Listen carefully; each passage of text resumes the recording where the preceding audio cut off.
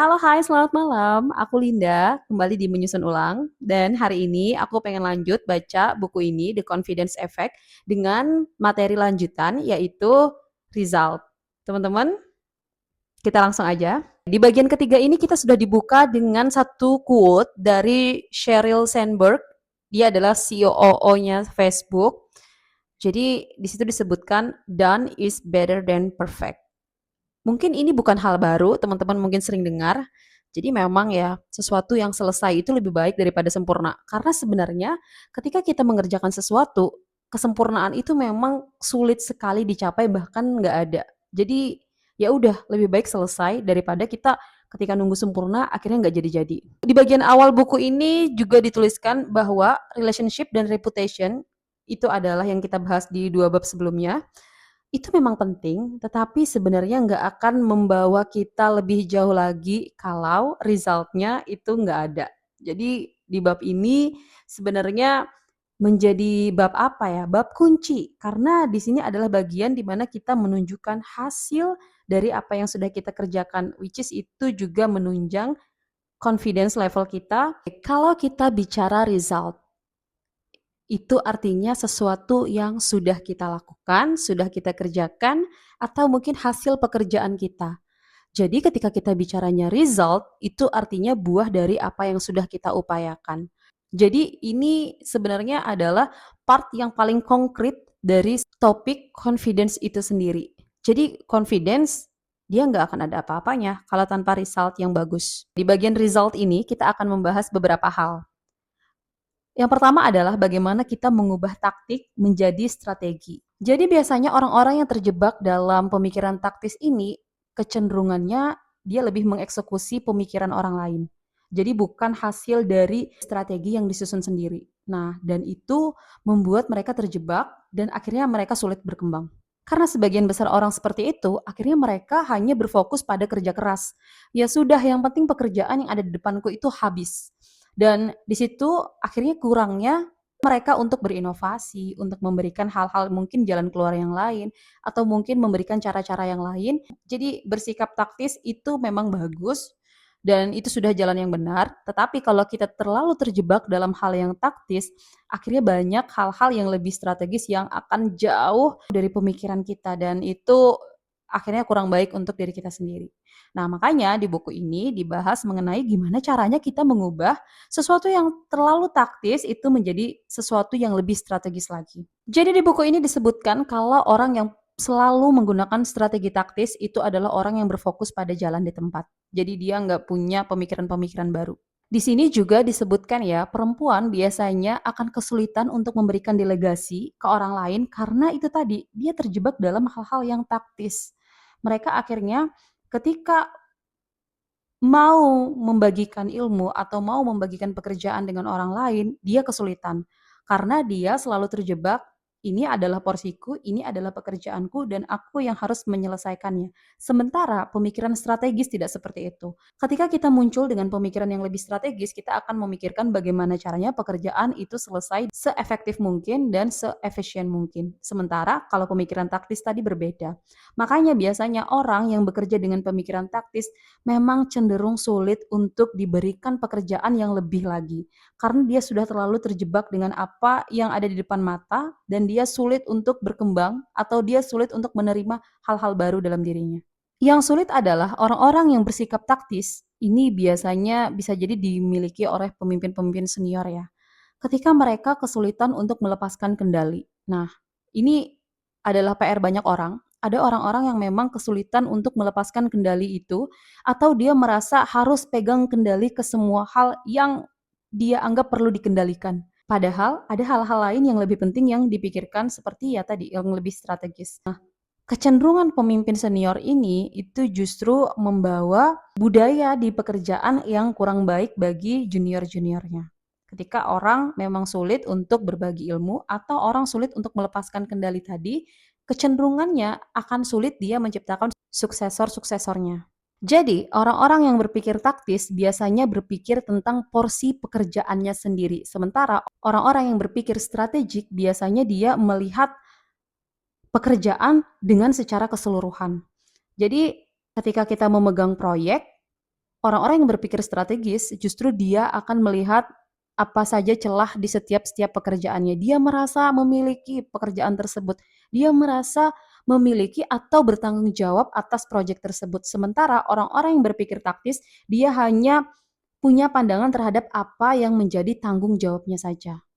Jadi ini bedanya pemikiran taktis dan juga strategis. Nah, di buku ini kita ditekankan bahwa kalau kita mau punya result yang baik, maka kita juga harus bisa berubah. Walaupun memang ya, strategi itu kan adalah pemikiran yang lebih tinggi dibandingkan taktis. Jadi nggak mudah, mungkin perlu jam terbang, tapi kita harus mulai. Karena kalau kita terus-menerus hanya terjebak dalam hal-hal yang taktis, kita akan kesulitan untuk beradaptasi atau kita akan kesulitan untuk maju. Dan itu juga menjadi landasan kita juga kesulitan untuk mendapatkan spotlight. Karena ya itu tadi, kita sudah membatasi diri kita untuk melihat hal-hal yang lebih detail saja dengan lingkup yang kecil. Yang berikutnya adalah bagaimana caranya kita menggunakan data untuk keuntungan kita. Di sini dibahas, ketika kita ingin result yang baik, sebisa mungkin atau semaksimal mungkin kita menggunakan data pendukung sebagai penunjang apa yang kita katakan. Mungkin kita bisa bayangkan ya, di awal-awal karir biasanya kita membuat statement-statement atau kita membuat keputusan-keputusan yang berdasarkan emosional atau intuisi atau insting, tetapi dampaknya pada saat itu masih kecil, belum berdampak besar bagi perusahaan. Nah, yang jadi permasalahan adalah ketika kita di posisi yang lebih tinggi dan kita masih menggunakan emosi, menggunakan insting, menggunakan feeling dalam memutuskan sesuatu, itu dampaknya akan berimbas ke perusahaan. Makanya di poin ini juga kenapa kita butuh sekali untuk memutuskan sesuatu berdasarkan data. Karena itu tadi, ketika kita di posisi yang lebih tinggi dan apa yang kita sampaikan itu ternyata berpengaruh besar terhadap perusahaan, maka harus apa yang kita putuskan benar-benar sesuai dengan data-data ataupun kenyataan-kenyataan ataupun fakta-fakta yang ada di lapangan dan berdasar. Bukan hanya sekedar insting, feeling, asumsi, dan sebagainya.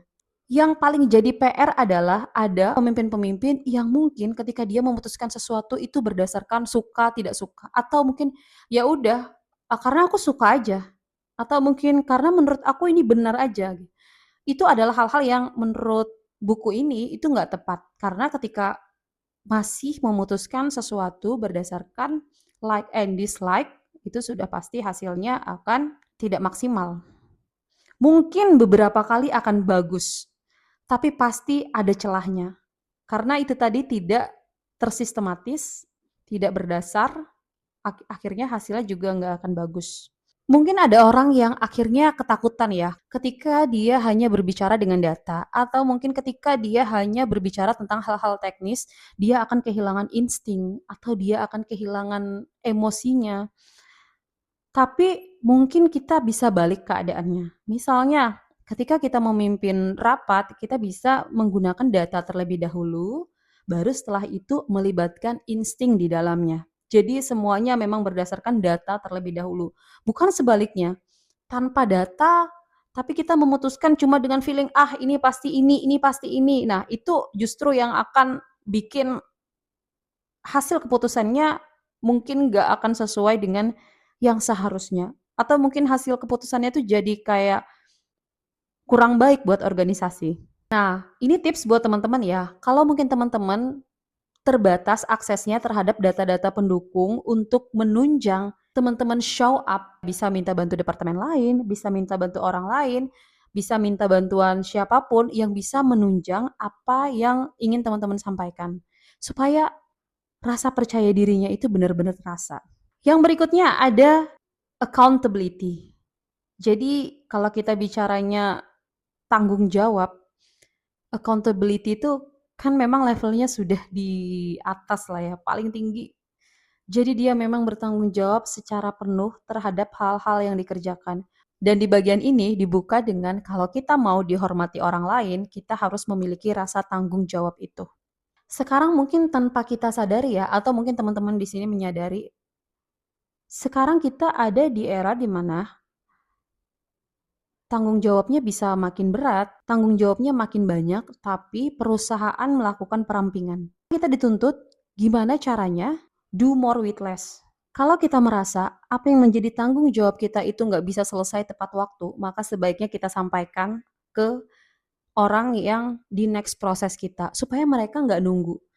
Kalau kita ingkar, itu akan mempengaruhi proses selanjutnya. Jadi sebaiknya memang kita benar-benar harus tahu, kita benar-benar harus bertanggung jawab dengan apa yang kita kerjakan. Kalaupun misalnya kita telat, ya udah sampaikan lebih awal, jangan sampai kita overpromise. Bagian berikutnya, bagian 4, ada yang namanya politik kemajuan. Kita harus tahu kapan kita harus pindah. Ini mungkin agak klise atau mungkin ini agak kurang menyenangkan kalau disampaikan kepada pemilik perusahaan. Tetapi ini faktanya. Di dalam perusahaan pasti ada yang namanya politik. Mungkin di dalam semua organisasi pasti ada.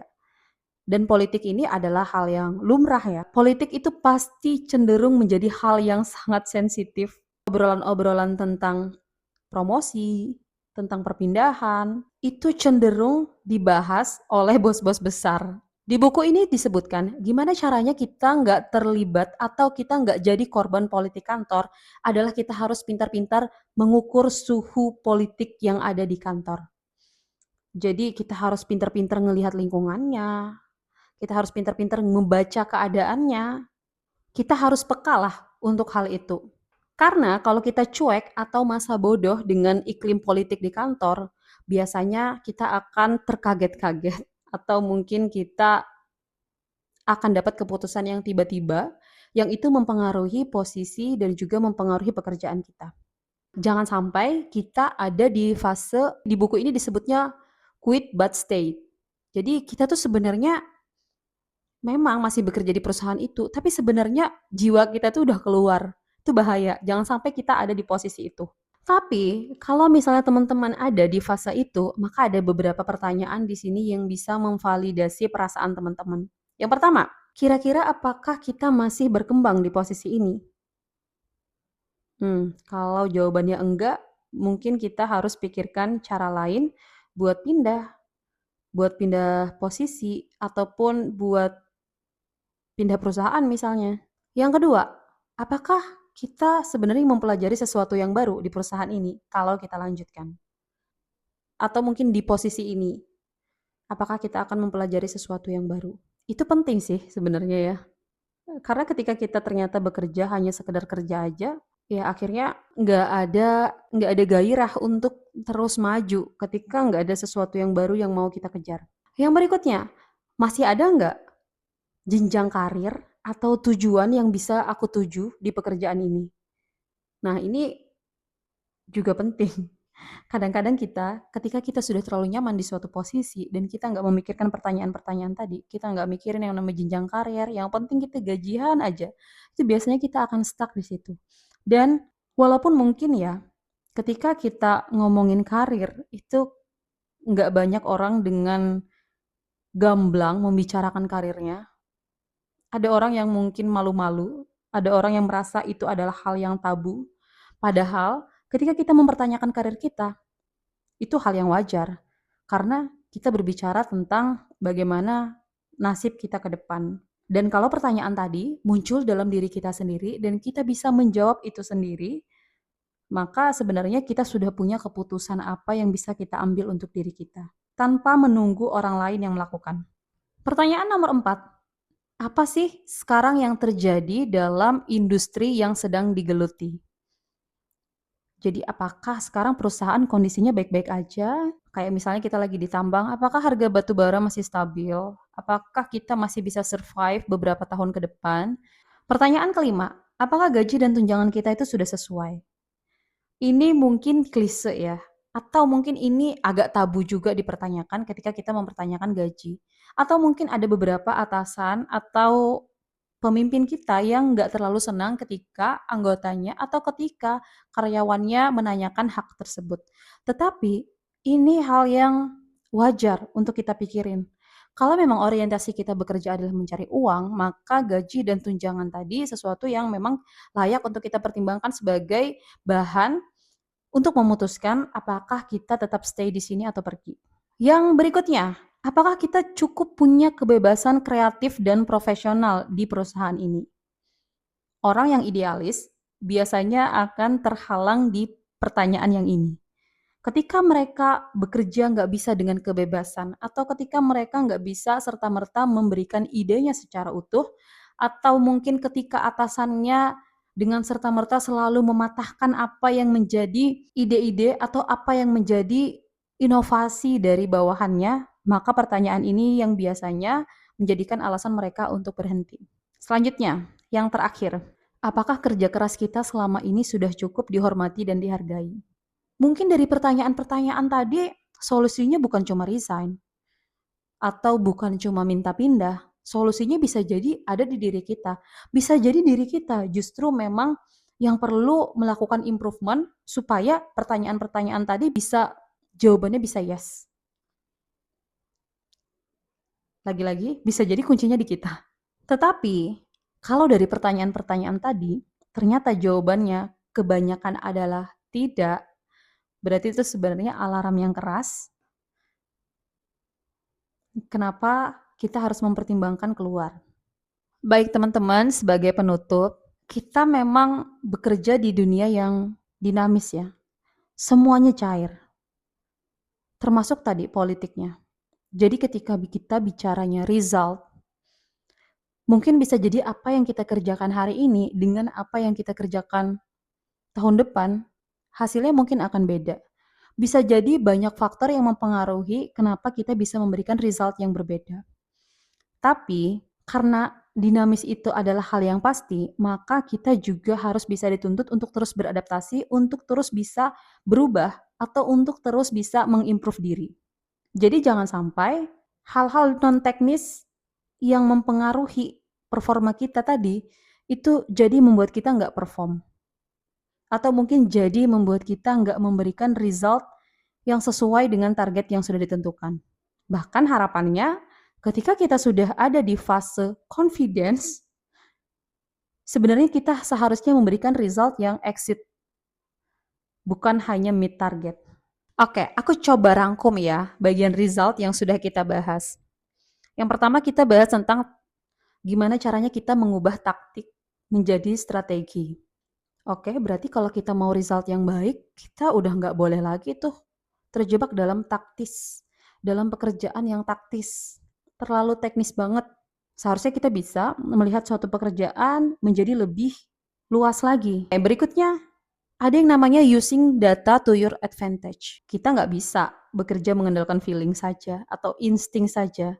Pastinya apapun keputusan yang diambil harus berdasarkan data atau harus berdasarkan hal-hal yang memang layak untuk diperhitungkan, bukan hal-hal yang sifatnya asumsi, feeling, bukan hal-hal seperti itu. Mungkin ketika kita di awal-awal bekerja, kita bisa mengandalkan insting. Karena keputusan yang kita buat mungkin belum berpengaruh ke perusahaan. Tetapi ketika kita sudah mungkin di level middle, apalagi top management, apapun keputusan kita harus menggunakan data. Supaya apa yang kita sampaikan itu juga valid. Berikutnya adalah the power of accountability. Apapun yang kita katakan semua bisa dipertanggungjawabkan. Janji-janji kita semuanya benar-benar harus tereksekusi dengan baik. Terus juga hasilnya maksimal. Pokoknya kalau kita sudah bicara accountability, apapun yang kita janjikan harus benar-benar kejadian. Yang terakhir adalah tadi politic of progress. Kita nggak boleh jadi orang yang apatis terhadap politik di kantor. Karena itu akan berpengaruh terhadap pekerjaan kita. Harus pintar-pintar kita baca suhu politik yang ada di kantor. Kira-kira ini arahnya kemana? Kalau teman-teman sudah merasa, tadi sudah disebutkan ya, pertanyaan-pertanyaan yang mungkin bisa menjadi pertimbangan teman-teman dalam memutuskan apakah masih tetap akan lanjut di posisi ini atau di perusahaan ini atau enggak, itu bisa jadi pertanyaan-pertanyaan yang bagus. Cuman ingat, bisa jadi kalau kita punya jawaban yang kebanyakan tidak, itu belum tentu tempat itu memang buruk. Bisa jadi memang kita yang perlu mengimprove diri. Oke, mungkin cukup untuk pembahasan result kali ini. Ini pembahasan yang sebenarnya seru dan sebenarnya kalau baca bukunya, benar-benar baca, apa yang aku bahas ini sebenarnya hanya secuilnya dari yang ada di buku. Jadi teman-teman kalau mau baca tetap silahkan beli bukunya. Kayaknya di Gramet masih ada. Oke, mungkin cukup. Kita akan lanjut di episode berikutnya. Bye bye.